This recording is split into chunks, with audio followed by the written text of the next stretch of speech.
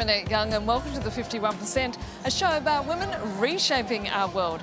In this special edition, we're coming to you from Buenos Aires in Argentina, this vibrant Latin American city located in a region that seemed to be particularly dangerous for women, given the high number of gender-related killings. For instance, here in Argentina alone, a woman is murdered every 34 hours. But we're going to meet some of those who are determined to make a difference.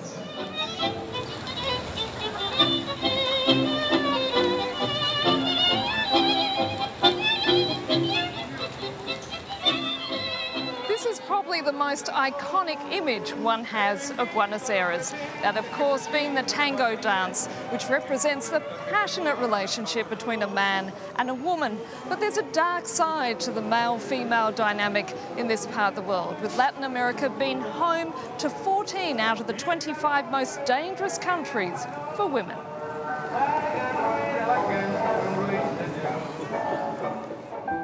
Coined by feminist author Diana Russell in 1976, the term femicide defines the intentional killing of females by males because they are female. It covers two types of crimes: intimate femicide, which is committed by a current or former partner or a family member, and which represents 38% of all murders of women, and non-intimate femicide, which is committed by a stranger.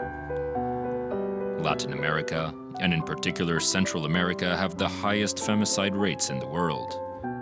El Salvador tops the list, with 524 women killed in 2016, including 41 in October alone, one every 16 hours. Next come Honduras and Guatemala. In the state of Mexico, where 220 women are killed each year, only 1 out of 10 offenders end up in prison. The phenomenon has become so widespread that femicide is now a legal term in many countries: El Salvador, Honduras, Guatemala, Mexico, Nicaragua, Chile, Costa Rica, Colombia, Bolivia, Peru, Ecuador, Venezuela, Brazil, Panama, the Dominican Republic, and Puerto Rico.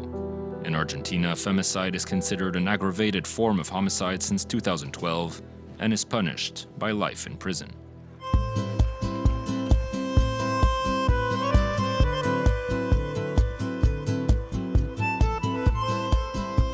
Do you know what femicide is?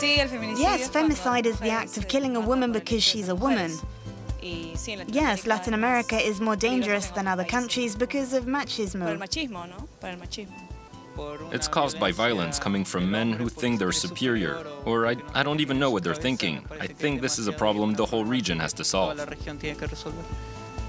It's difficult to be a woman.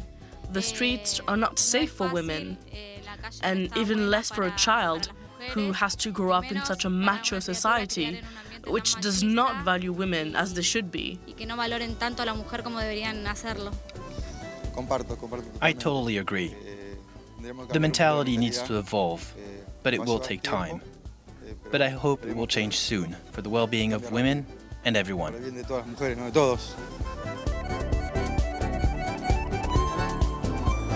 Femicide is a problem that cuts across all layers of Latin American society.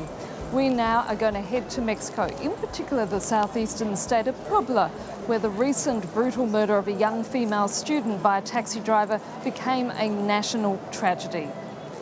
Our France 24 team has sent us this report on how many universities across the region have taken dramatic steps to ensure the safety of women.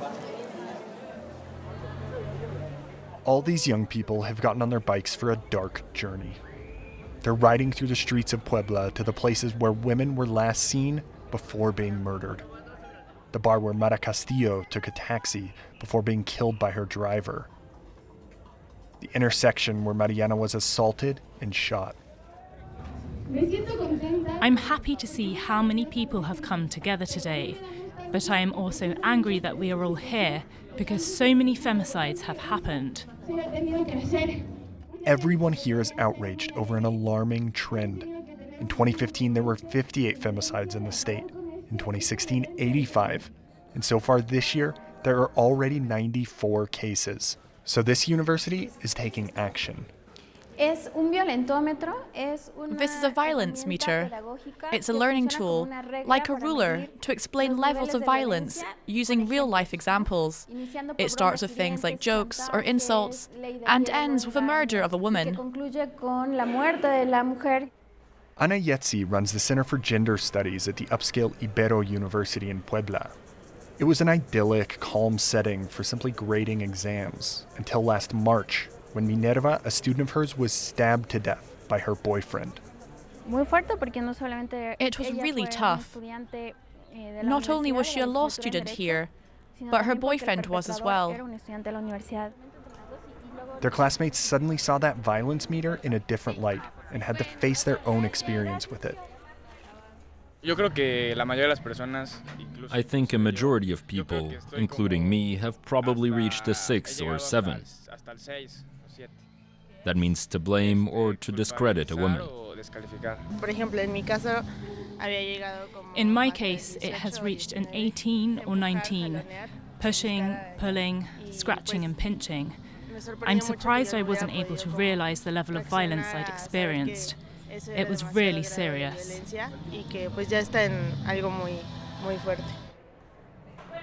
Some women aren't waiting to see if measures like this are enough.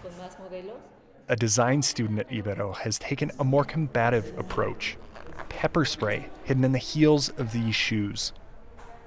Bueno, el calzado está pensado únicamente estos prototipos para aquellas chicas que salen de fiesta. I designed these prototypes thinking of women who are going out to a party or a club, because those are the environments where this violence most often takes place. Es por eso que realicé este tipo de calzado. Dita is just now starting to promote this new innovation, but feels she may be too late. I think Mara could have defended herself with this. In Mexico, 92% of femicides are perpetrated by someone close to the victim, often a boyfriend or an ex. And it's a phenomenon hitting every social class.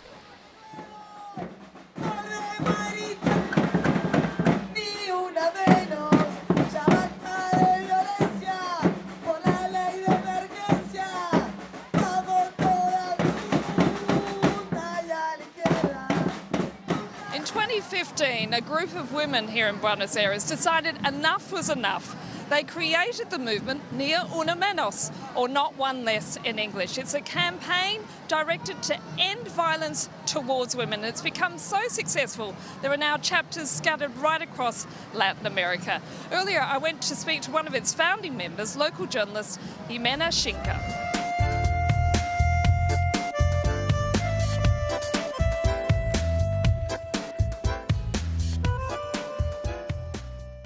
Shinka, thank you so much for being with us. Thank you. Tell me, are you surprised by the level of support your movement has attracted? Well, actually, we are not surprised, but we are amazed of the empowerment that women movements have in Argentina and the rest of Latin America. Feminist and the women movement in Argentina has a long story. It's not just for a few years that women have been working for women's rights in the country and the rest of Latin America. So that is why we are not surprised. But in fact, the visibility in media and the rest of the newspapers and the social networking has been for the last few years. And that's something new. Why are gender killings so widespread in Latin America? The real problem is a cultural problem because there is also economic, institutional, psychological, emotional violence against women. Tell me a little bit more about the specific cultural issues that you face in this region. The problem is an education that is based that women are objects that can be used to reproduce humanity or used for consuming. The roots are in the education and in the culture.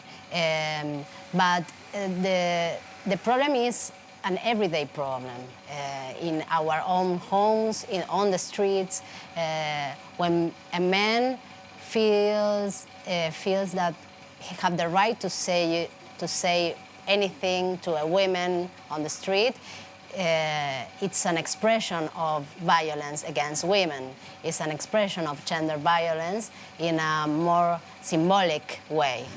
But in 2012, Argentina passed legislation declaring femicide to be a crime. But have things actually changed since then? Well, the difference is that now the crime against women, femicide, is sentenced with a life sentence. That is different because previously the sentence was just for an homicide that was 8 years or so.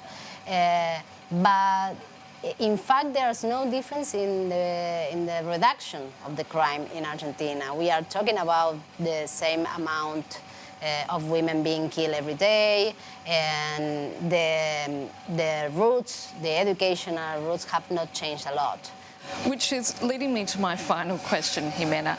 What will it take to make things safer for women here in Latin America? The judiciary system has also to change so as to detect gender violence in all its ways, in all its forms. Economic violence, institutional violence, psychological violence, and so as to prevent femicide. And that is something that we have to educate people in the society so as to change their mind, so as to change the way they see women and try to look for equality among women, men, trans people, every kind of people in the society. Jimena, thank you so much. Thank you. And that's it for this special edition coming to you from Buenos Aires in Argentina. If you like what you've just seen and you want to comment on it, you can connect to us via Facebook, that being, of course, France24.51%, or do send us a tweet at _51%. Thanks for your comments and suggestions so far, and please keep them coming in. So until our next show, bye for now.